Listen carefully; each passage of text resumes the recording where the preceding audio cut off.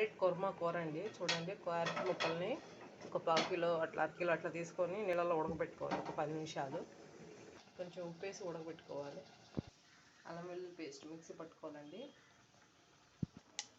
జీలకర్ర, గసగసాలు ఈ 3 బాగా వేపుకోవాలండి. తెల్ల నువ్వులు 2 బాగా పచ్చివాసన పోయేంత వరకు బాగా వేపుకోవాలి. మిక్సీ పట్టాలి.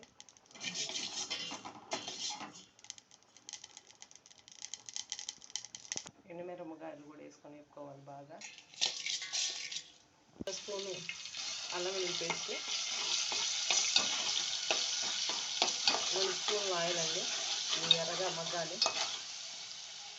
అల్లం వెల్లుల్లి ఇప్పుడే నూరుకున్నది ఇది. కొంచెం కరివేపాకు, ఇందాక పొడుగు నూనెలో మగ్గటానికండి. చూడండి, పొడుగు ఇందాక మనం అసలు ఇంకేమైనా పచ్చిగా ఉండి ఆగపోతే ఇట్లా వేసుకోండి, బాగుంటుంది. ఇప్పుడు కాస్త క్యారెట్ ముక్కలు వేసి మగ్గ పెడుతున్నానండి. ఉప్పు అవసరం లేదు. ఉప్పు ఇందాక ఉడకపెట్టేటప్పుడు వేసాను కదా, మళ్ళీ అవసరం లేదు, సరిపోతుంది ఉప్పు.